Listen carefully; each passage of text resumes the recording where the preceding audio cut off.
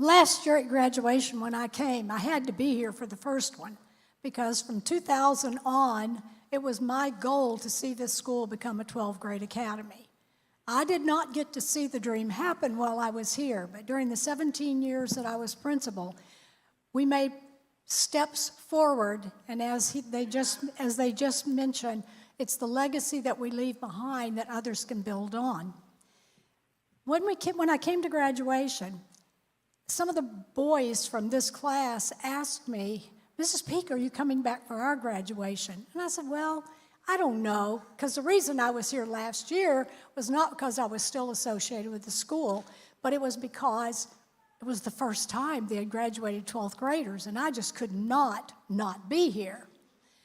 And so I thought about it, and I thought maybe yes. But then, as we got closer to graduation this year, I wasn't sure if I was going to be able to make it. Some of you have heard my husband fell and sustained a very significant injury, but he's doing better now. For those of you who know him, he was one of the former pastors here at the church. And as we got closer, I actually canceled my plane flight because I thought, well, I want to come because these boys, they Zoomed me one day and they proceeded to tell me about their win out at Loma Linda and that they were so excited and they wanted to thank me for the time that I'd spent. Well, I didn't feel like I'd done anything. I just had a little fun talking to them, which I'm good at doing. And so anyway, I thought, well, I'll try to come. So I bought a plane ticket. Well, at the last minute, I knew I wasn't going to be able to make it because of my husband's health. But then all of a sudden, it was like a miracle last weekend. He just responded. And I thought, you know what? I am going. I'm going. If I can only come Friday afternoon and have to fly back Saturday night, I'm coming. I want to see the movie. The boys sent me the link, but I refused to watch it. I wanted to sit here and see it with you guys because I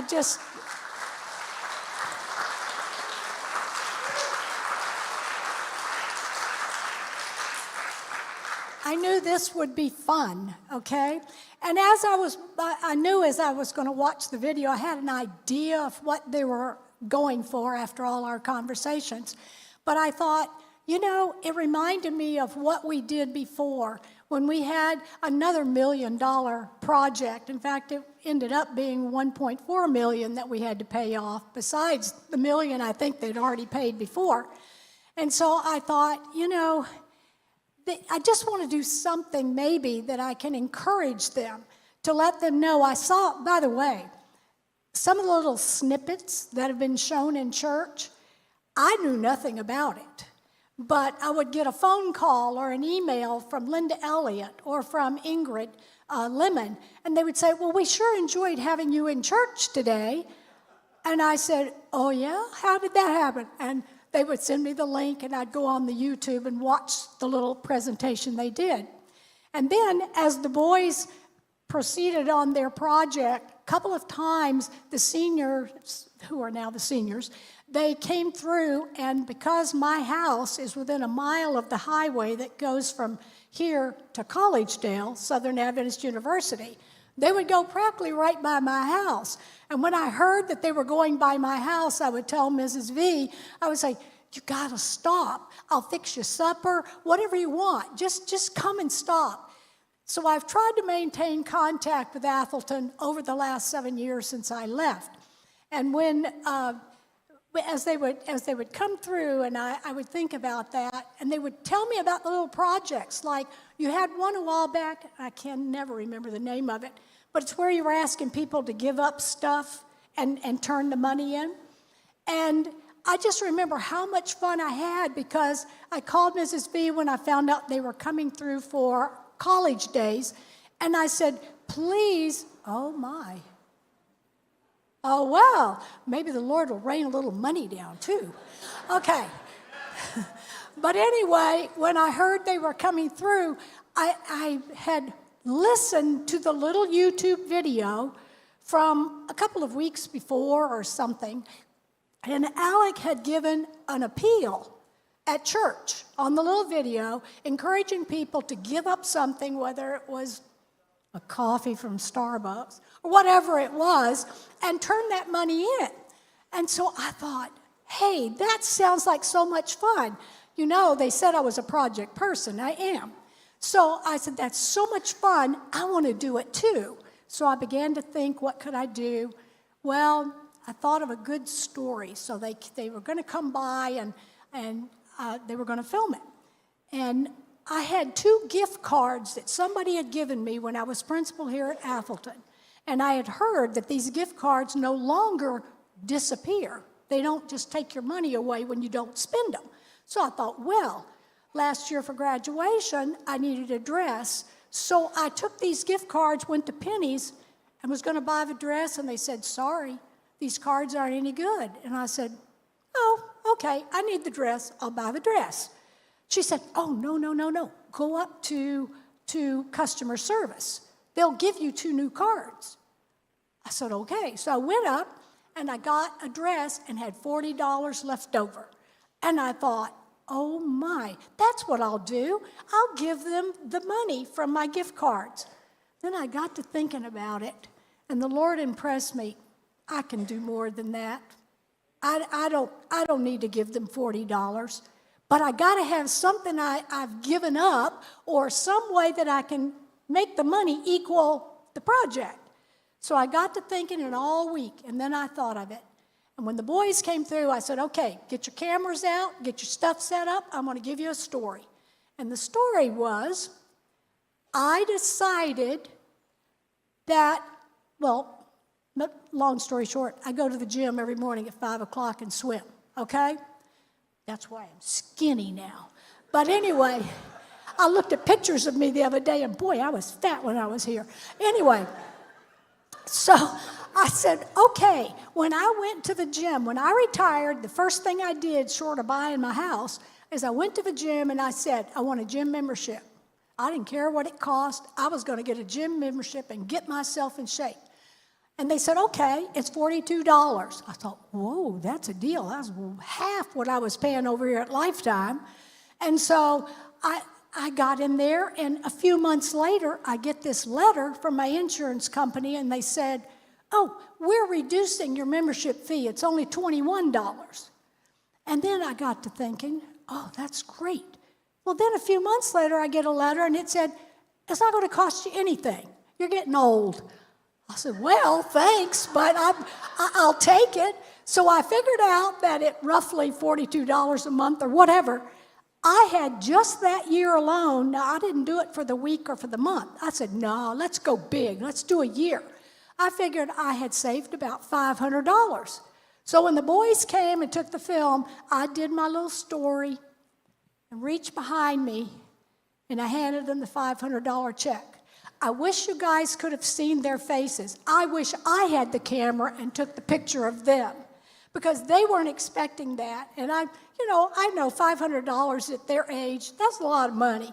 To us old people, it's not so much, Well, anyway, that has started me on, and I have followed you guys as you've been doing your Legacy of Light.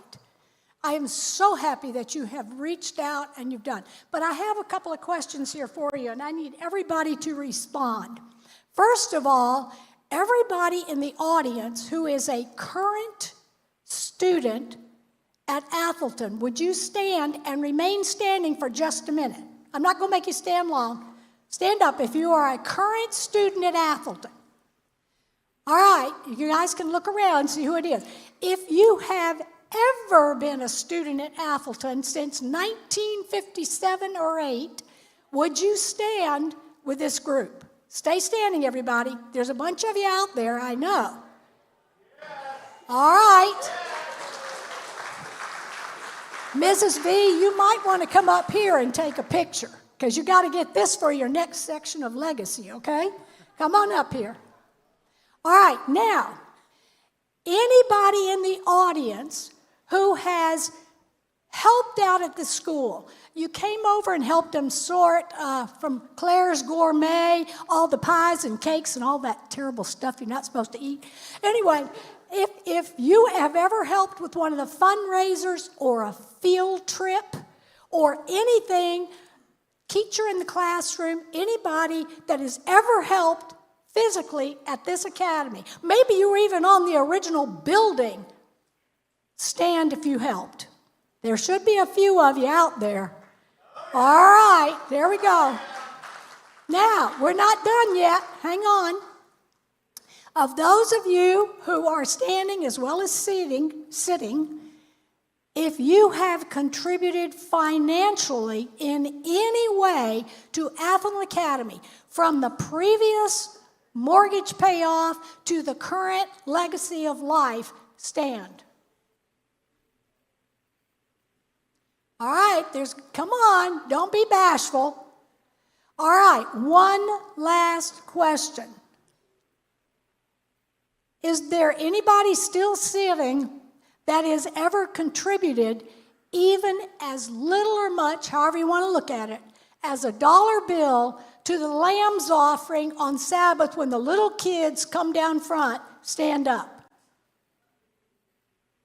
Come on, I know there's some of you out there. You guys just gave some when the kids were taking the offering. If you gave $1, back. If you gave anything to those little kids, that's the Lamb's offering.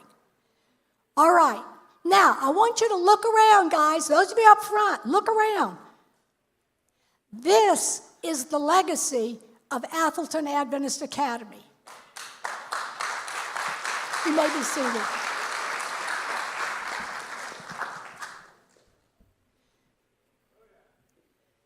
I know that you are proud of your school.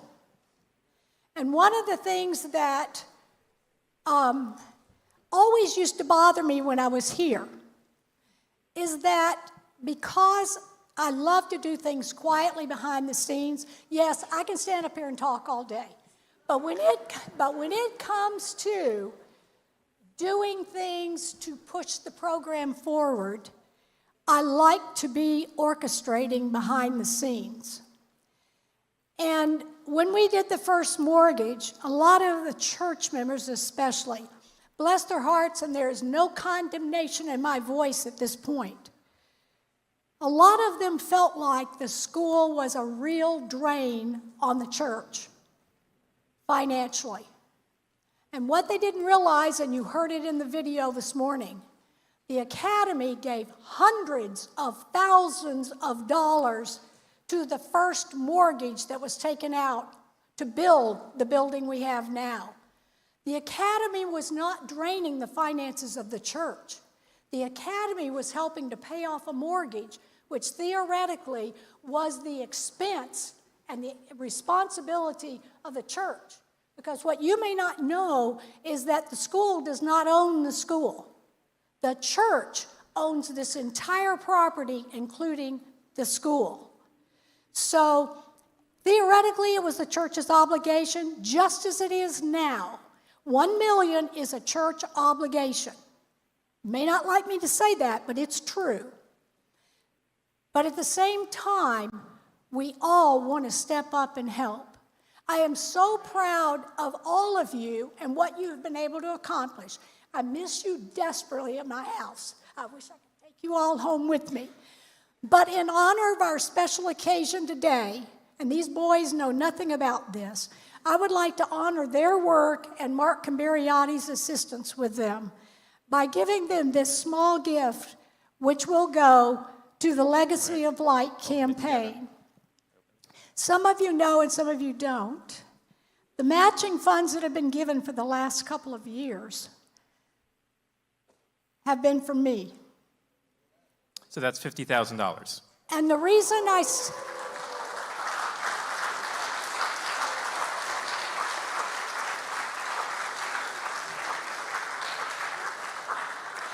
I'm not saying that to brag. The only reason I could ever do that is because of the blessings that the Lord has provided in my life. And there is no better way that I could ever invest my money than to give it to Adventist education. I am a product of Adventist education. From first grade, there was no kindergarten back then.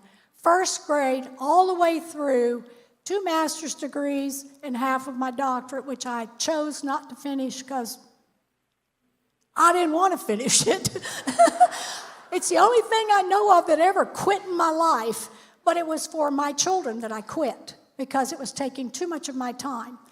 So I am a product of Adventist education. I believe in it wholeheartedly, and I want to be continue to be a part of your legacy of light until you get this next million paid off.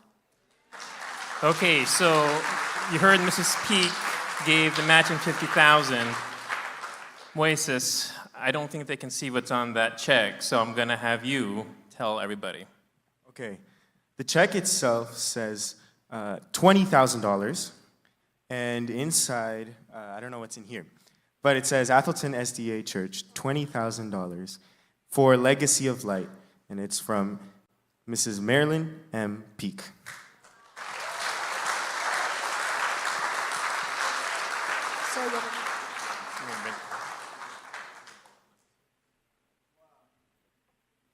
Is Mrs. Elliott available? I don't know. Mrs. Elliott, Linda Elliott, are you? Where are you? Come on up, Linda. Come on. Those of you who are visiting today, and maybe even parents who are not members of the church here, Mrs. Elliott has been one of the instrumental voices in providing leadership for the Legacy of the Light campaign.